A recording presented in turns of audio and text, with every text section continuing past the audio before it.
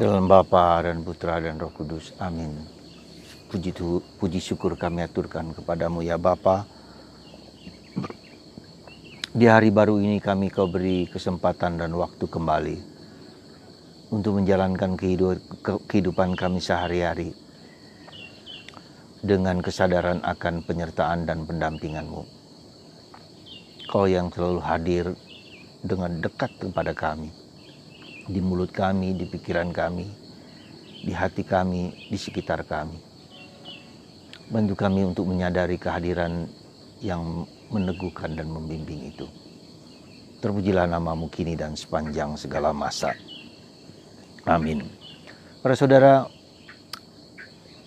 bacaan hari ini, terutama bacaan pertama, tentang pemberontakan anak Daud, Absalom, kepada bapaknya Daud. Ketika Daud masih menjadi raja, Anda bisa bayangkan anaknya sendiri memberontak terhadap bapaknya. Dan Daud menangis di Bukit Zaitun, meratapi hatinya yang terluka karena pemberontakan anaknya. Dan bahkan Daud kemudian diejek oleh keturunan dari Saul.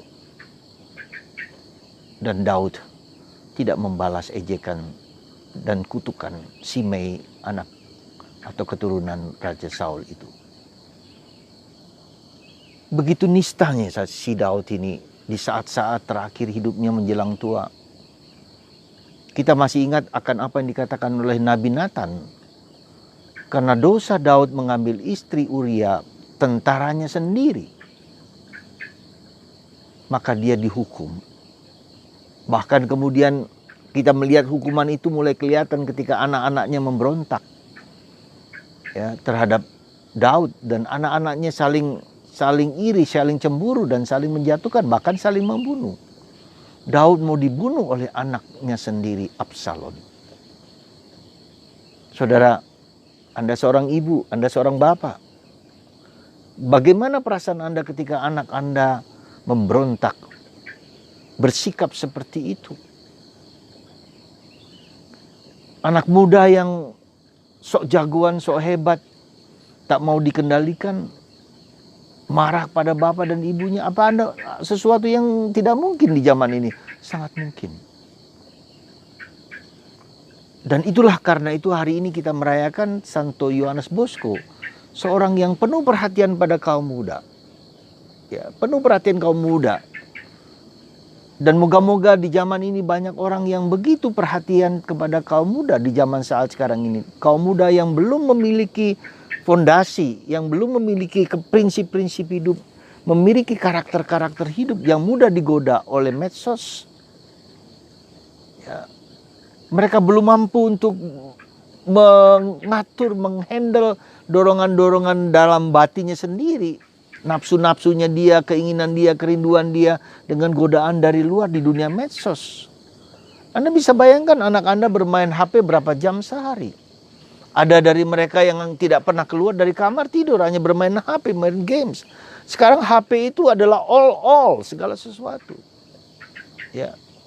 Entah pelajaran, entah apa saja, entah games, entah apa saja, entah film, entah apa, ada semua di HP. Ada telepon, ada medsos, ada macam-macam, ada TikTok dan segala macam. Tentu ini bukan sesuatu yang jelek, tentu ada manfaat dan perlunya. Tapi Anda bayangkan berapa jam kita pakai untuk bermain games itu. Dan ini menjadi racun, menjadi setan yang baru yang menggoda anak muda zaman sekarang. Dan bukan hanya anak muda, kita juga orang-orang tua. Saudara, jujur saya katakan saya miris dan sedih ketika saya mendengar bagaimana satu keluarga di mana anak muda mereka ya bermain games dari pagi hingga pagi, bermain HP, ya tidak peduli dengan apa yang ada di luar. Ibunya minta tolong untuk mengambil pakaian yang dijemur karena hujan, dia tidak dengarkan. Nanti aja. Anda bisa bayangkan seorang anak bicara kepada ibunya mengatakan, "Bu, kamar mandi kotor." Bayangkan anak muda, dan ibunya mengatakan bersihkan, tidak dibersihkan. Hati saya sebagai seorang bapak, seorang romo juga menangis. Anak muda yang begitu belum punya prinsip hidup, ya, kebenaran-kebenaran hidup, nilai-nilai hidup, dipengaruhi oleh HP dan begitu, bahkan tidak mau kerja, malas. Ya, hanya diminta untuk membeli galon air saja sulitnya bukan main. Bayangkan nanti dan seterusnya.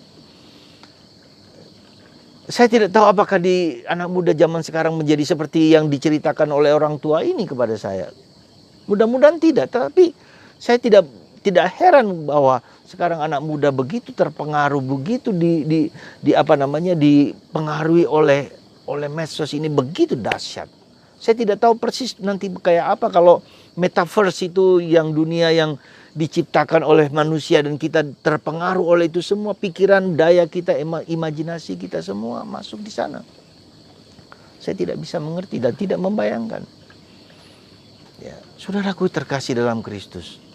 Nah, mengapa demikian? Apa demikian? Salah satu sebabnya bukan hanya anak muda punya kelemahan, belum punya kekuatan, prinsip-prinsip nilai-nilai rohani. Memang kita perlu HP, tapi kita harus berani membatasi diri. Ya.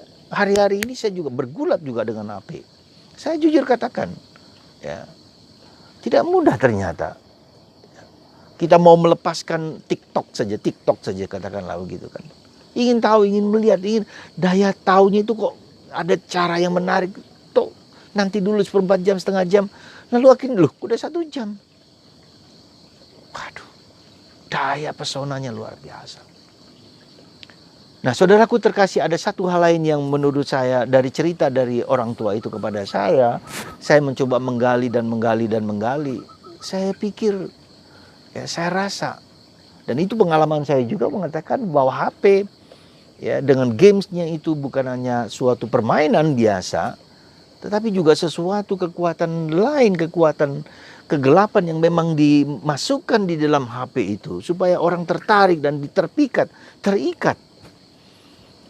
Jujur saya katakan, saya pernah mengalami seorang anak muda yang bermain waktu itu masih internet, masih komputer, ya.